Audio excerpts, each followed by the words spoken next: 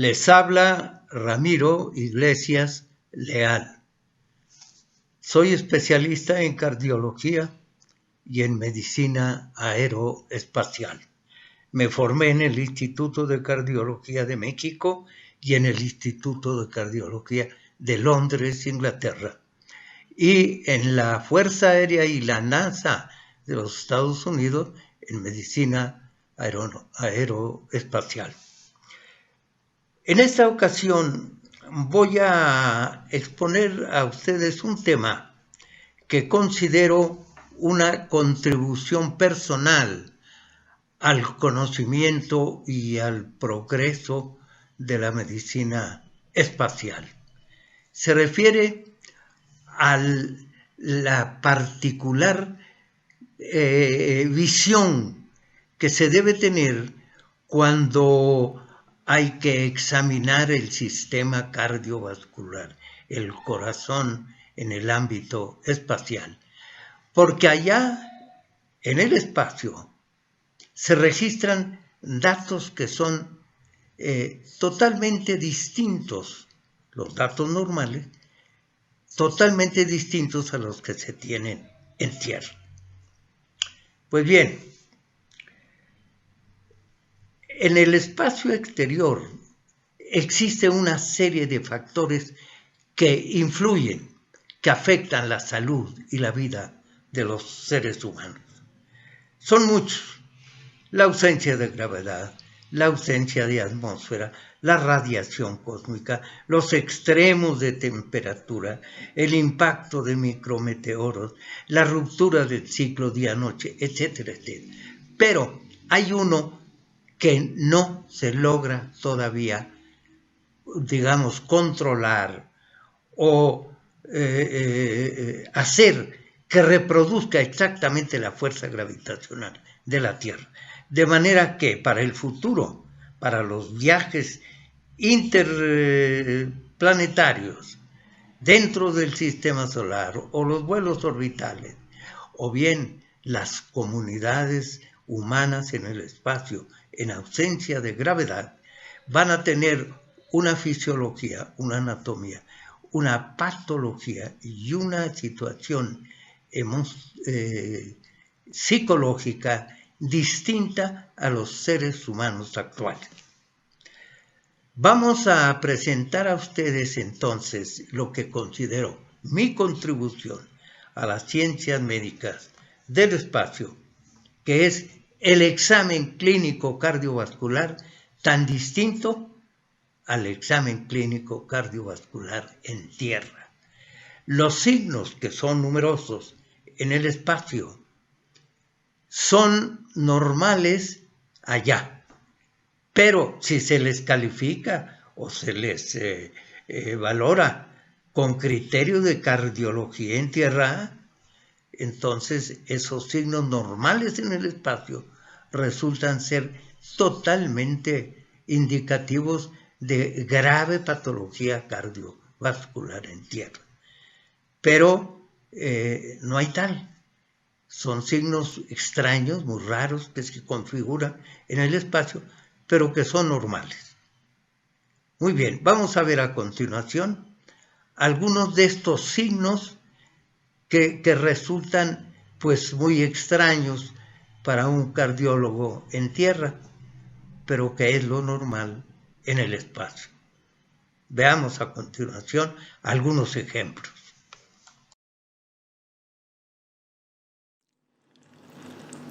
Apenas la nave tripulada entra en órbita terrestre, los astronautas sienten pérdida del peso de su cuerpo. Empiezan a flotar libremente dentro de la cabina y se inician una serie de fenómenos.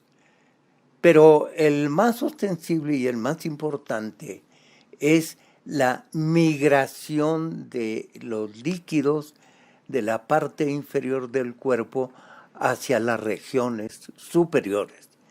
En las primeras 10-12 horas en órbita se han movilizado de 1,5 a 2 litros de líquido desde las porciones inferiores a las superiores. Esto se manifiesta por adelgazamiento progresivo de las piernas y porque poco a poco se va notando algunos cambios anatómicos en la cara, en el cuello y en el tórax. Esto va a ser un cambio, se considera un cambio mayor en la fisiología humana, en el espacio. En esta figura se puede observar con claridad la distribución que tienen los líquidos en la Tierra, que es la figura de izquierda, a donde hay una mayor acumulación del diafragma hacia abajo. Y cuando se entra en microgravedad, la presión arterial y la presión venosa y la distribución de líquido, o sea, la cantidad de líquido por unidad de tejido es muy similar en todas partes. Se manifiesta, por ejemplo, en el lado izquierdo, 70 milímetros de mercurio de presión arterial media, 100 milímetros de mercurio a nivel del corazón y 200 milímetros de mercurio a nivel de los pies. En cambio, en ausencia de gravedad, se ve que la presión media es de 100, 100, 100 en todas las partes del cuerpo.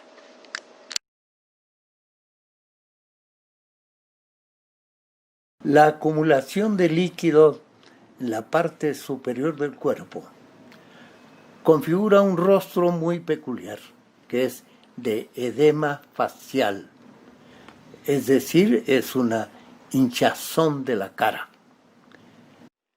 Esto es normal en microgravedad, pero en la Tierra una situación así estaría indicando enfermedades muy serias. Por ejemplo, un síndrome nefrótico, hipoproteinemia, edema axioneurótico, un mixedema o bien la enfermedad de Cushing.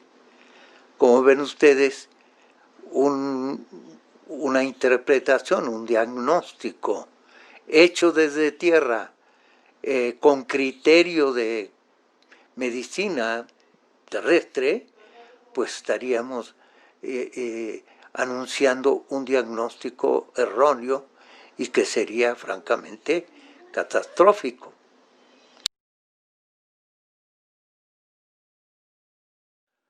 Un dato clínico más, en ausencia de gravedad, es la dilatación de las venas de la cara y el cuello.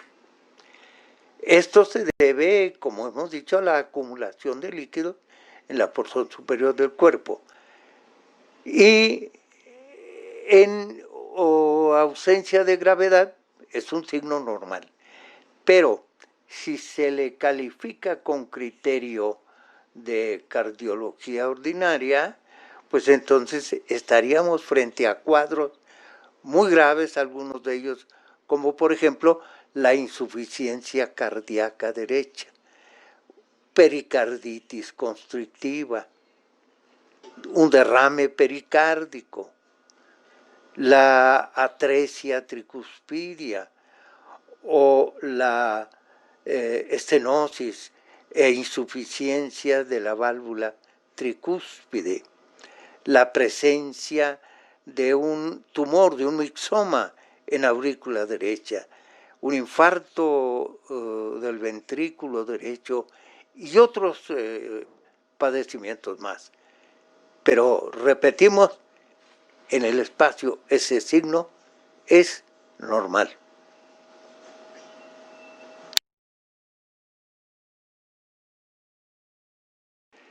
Quizás el cambio con mayor variedad de efectos que se produce en microgravedad en el cuerpo humano es el ascenso del diafragma. El diafragma se eleva a unos 5 o 6 centímetros. Y esto trae como consecuencia tres situaciones fundamentales. Primero, una remodelación del tórax. El tórax se vuelve cilíndrico, se vuelve más corto, más ancho, los espacios intercostales un poquito más amplios, y la segunda modificación es el ascenso del área del hígado, del área hepática, y finalmente, como tercer efecto, es la horizontalización del corazón, y eso lleva al ápex hacia arriba y a la izquierda.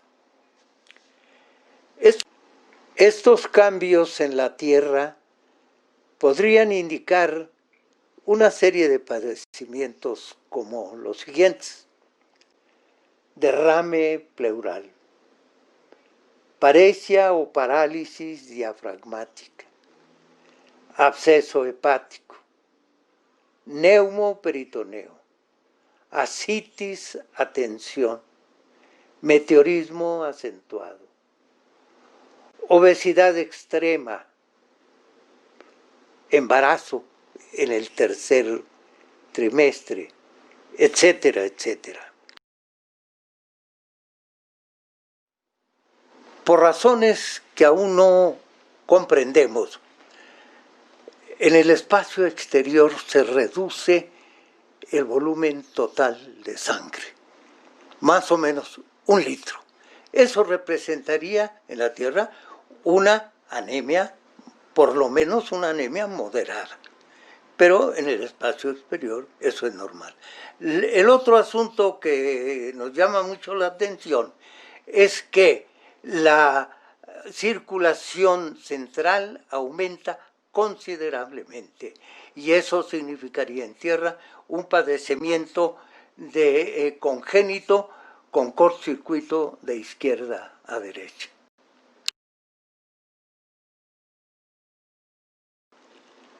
Normalmente en la Tierra la presión arterial no es la misma en los miembros superiores que en los miembros inferiores. Es más alta siempre en las piernas.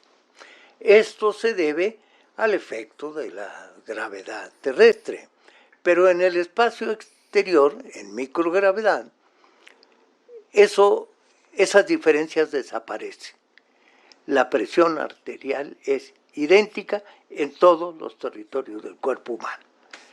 Si se valorara con criterio habitual, esta uniformidad en la presión arterial indicaría condiciones como esta: placas ateromatosas que obstruyen parcialmente los grandes troncos arteriales de las piernas, las arterias ilíacas y las arterias femorales, e indicarían también lo que se llama la enfermedad de Takayasu.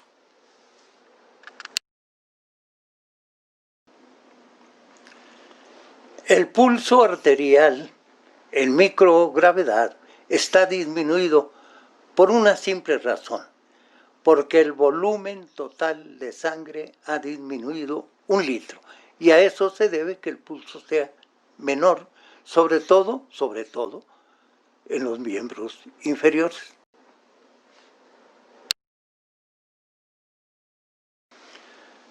Por razones todavía inexplicables, en el espacio exterior la fisiología humana tiene cosas tan raras como esto, que durante el sueño los astronautas pueden tener un ritmo cardíaco tan bajo como de 40, incluso 38 latidos por minuto.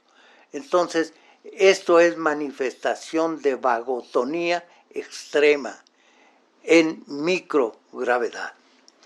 Este trazo que ven ustedes aquí no es de un ritmo muy bajo, pero tiene el electrocardiograma una configuración de vagotonía que es característica de la fisiología cardiovascular en microgravedad. El trazo este es histórico para la medicina y para la cardiología en particular, por una simple razón, porque fue el primero que se obtuvo desde órbita lunar. Y la razón personal por la que yo lo presento, pues es que me tocó recibirlo precisamente a mí, porque fui invitado en ese momento, en ese vuelo a la Luna, el primero, para el control médico de la tripulación de Apolo 8.